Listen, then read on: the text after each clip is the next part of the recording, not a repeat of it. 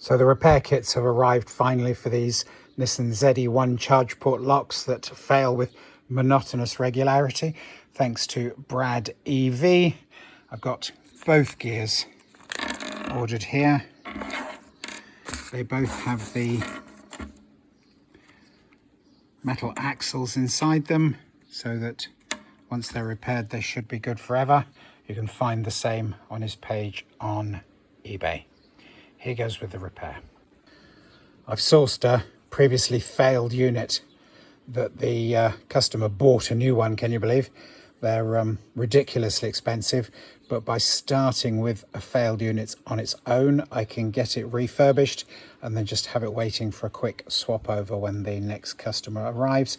Or if someone wants to order it mail order, they just send me their old unit and I can send them the refurbished unit on exchange. The tops on these things are held on with a kind of sticky mastic. So the first thing is to play the heat gun on it for a while, softens it all up. Obviously not too much so we don't melt everything. When that's done, you can just pry the top off with a screwdriver. The little tab, locking tabs on the side need to be released, but once you've got some heat into the mastic, it's relatively straightforward to peel up the top, and then we're inside. And here we are inside. There's two common failures. The first is that the axle on this in-trim gear tends to fail. The second one is that this one can also fail. This is the one that actually pushes the operating arm downwards. I can show you from underneath.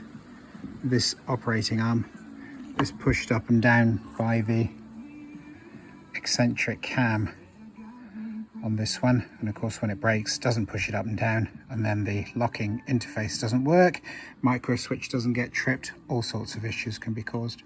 This central cog just lifts out fairly straightforward.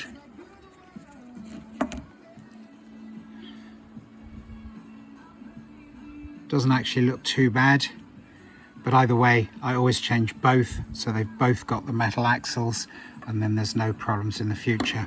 This second cog will lift up, but the bracket here that operates the locking pin has to be observed. So we just pull this one up and out and then make sure the other one goes back in the same position, and then this in-trim cog can just go back in whenever, because all it does is gear it down across the system. I'm going to use a drop of grease on everything as it goes back together. So the cogwheel comes out with the operating mechanism for the pin. All we've got to do is swap in the new part, grease it all up, put it back together, and that's sorted. So I use an Activate multi-purpose grease, dab some on all over it, and then we're ready to start the rebuild. So that's number one in. Just going to grease up this second one, pop that back in, going to add some extra grease all around, and then that gives it some longevity. Also keeps it quieter with a nice thick grease. While it's all apart, you can hold the two individual gear wheels down with a finger gently and just test the operation of the mechanical override, which is there for emergencies. This is much easier to see when it's off the car, but this is the white wheel that the handbook points you to. Put a dab of grease on the contact points on the top cover as well, and now it's literally just a case of pushing this back down. Nice and firm push will re-engage the sticky gloop, and of course when it's refitted to the car, the screws that hold it to the mechanism will help to keep the cover on nice and tight and waterproof. It's job done.